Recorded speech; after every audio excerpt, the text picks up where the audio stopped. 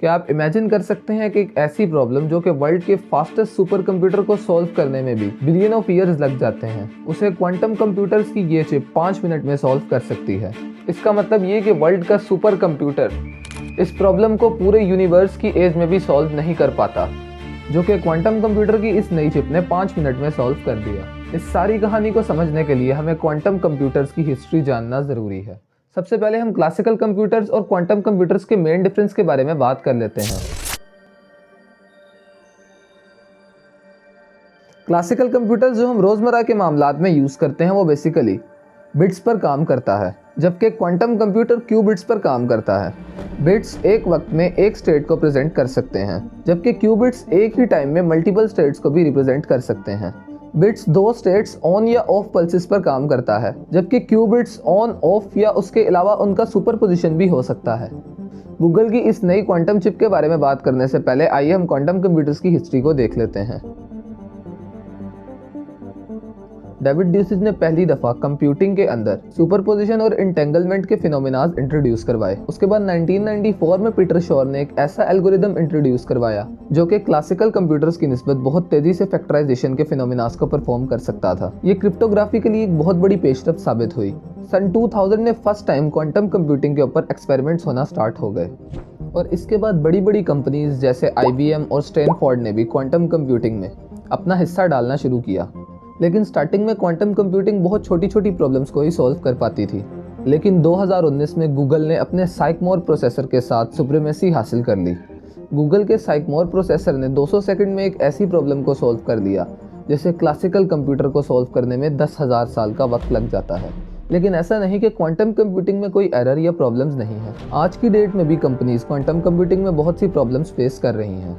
Quantum computers environmental noise से बहुत ज़्यादा सेंसिटिव होते हैं, इसीलिए इन्वायरमेंटल इशू के छोटे से केस में भी क्वांटम कंप्यूटर अपनी क्वालिटी को लूज़ कर देता है। इसीलिए क्वांटम सिस्टम में एरर रेट्स भी बहुत ज़्यादा होते हैं। क्वांटम कंप्यूटर में एरर एक इतनी बड़ी प्रॉब्लम है कि स्टार्टिंग में कंप्यूटर्स अपनी एक्यूरेसी को मेंटेन ही नहीं कर पाते थे। क्वांटम कंप्यूटिंग में स्केलेबिलिटी इश्यूज भी फेस करने पड़ रहे हैं। अगर हम क्यूबिट्स की तादाद को बढ़ा दें तो ये क्वांटम कंप्यूटर्स में इंस्टेबिलिटी का सबब भी बन सकती है। टेम्परेचर और इलेक्ट्रोमैग्नेटिक इंटरफेरेंस क्वांटम कंप्यूटर के लिए कैलकुलेशंस को ऑलमोस्ट इम्पॉसिबल बना देती है। इसके अलावा इसमें शॉर्ट कोहेरेंस टाइमिंग का भी इशू है, यानी कि क्वांटम कंप्यूटर कुछ ऐसे टास्क को परफॉर्म नहीं कर पा रहे थे जिन्हें ऑपरेट करने के लिए थोड़ा ज़्यादा वक्त चाहिए होता है। लेकिन अब दिसंबर 2024 में गूगल ने अपनी विलो चिप को इंट्रोड्यूस करवाया है, जिसमें गूगल की तरफ से ये दावा किया गया है कि ये ऐसे टास्क को भी परफॉर्म कर चुकी है जिसको परफॉर्म करने में क्लासिकल सुपर कंप्यूटर्स को यूनिवर्स की एज से भी ज़्यादा का वक्त लग सकता है। ऐसे टास्क को विलो चिप ने सिर्फ 5 मिनट में सॉल्व कर दिया। इसके अलावा गूगल का कहना है कि इसमें हमने एरर करेक्शन को भी बहुत हद तक इम्प्रूव कर दिया है। इसके अलावा विलो ने स्केलेबिलिटी इशू को भी रिजॉल्व कर दिया है, यानी कि अब हम क्वांटम कंप्यूटर में क्यूबिट्स को इंटीग्रेट कर उसकी परफॉर्मेंस को बढ़ा सकते हैं, जिससे मजीद कम्प्लेक्स टास्क को भी परफॉर्म किया जा सकता है। यानी कि अब विलो चिप के आने से क्वांटम कंप्यूटर ज़्यादा वक्त के लिए स्टेबल रह सकेंगे। इसके अलावा गूगल का कहना है कि हमने इसमें नॉइस रिडक्शन पर भी काम किया है। लेकिन विलो चिप के आने के बाद भी कुछ ऐसी प्रॉब्लम्स हैं जो हम अभी तक सॉल्व नहीं कर पा रहे। उनमें से टेम्परेचर एक बहुत बड़ी प्रॉब्लम है। क्वांटम कंप्यूटर्स को ऑपरेट करने के लिए तकरीबन एब्सोल्यूट ज़ीरो टेम्परेचर चाहिए होता है। इसका मतलब यह है कि हम रूम टेम्परेचर पर क्वांटम कंप्यूटर के ऑपरेशंस को परफॉर्म नहीं करवा सकते। इसके अलावा क्वांटम कंप्यूटिंग अभी भी यूनिवर्सल फॉल्ट टॉलरेंस का सामना कर रही है और इसको अचीव करने में क्वांटम कंप्यूटिंग को अभी बहुत सा वक्त दरकार है। क्वांटम कंप्यूटिंग को अभी तक हम पब्लिकली एप्लीकेशंस में यूज़ नहीं कर पाए। क्वांटम कंप्यूटर बहुत ज़्यादा एक्सपेंसिव भी है। इसको बनाना और चलाना बहुत ज़्यादा एक्सपेंसिव हो सकता है। ये इतना एक्सपेंसिव हो सकता है कि दुनिया के सिर्फ चंद ही लोग क्वांटम कंप्यूटिंग को इस्तेमाल कर सकते हैं।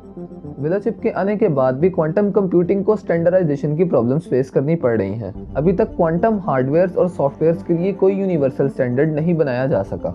ये सब वो प्रॉब्लम्स हैं जो विलो चिप के आने के बाद भी क्वांटम कंप्यूटिंग में फेस की जा रही हैं। रिसर्चर्स जिस तरह से प्रॉब्लम के बैरियर को तोड़ते जा रहे हैं, तो ये कहना गलत नहीं होगा कि जो टास्क को इम्पॉसिबल समझा जा रहा है वो भी मुस्तकबिल में पॉसिबल हो सकते हैं। आपको क्वांटम कंप्यूटिंग और विलो चिप से रिलेटेड मेरी ये वीडियो कैसी लगी मुझे कमेंट सेक्शन में ज़रूर बताइएगा। और आपको क्या लगता है कि क्वांटम कंप्यूटिंग मुस्तकबिल में यूज़ हो सकती है, मुझे कमेंट सेक्शन में ज़रूर बताइएगा। अगर आपको वीडियो इन्फॉर्मेटिव लगी तो सब्सक्राइब के बटन को छूना बिल्कुल भी मत भूलिएगा।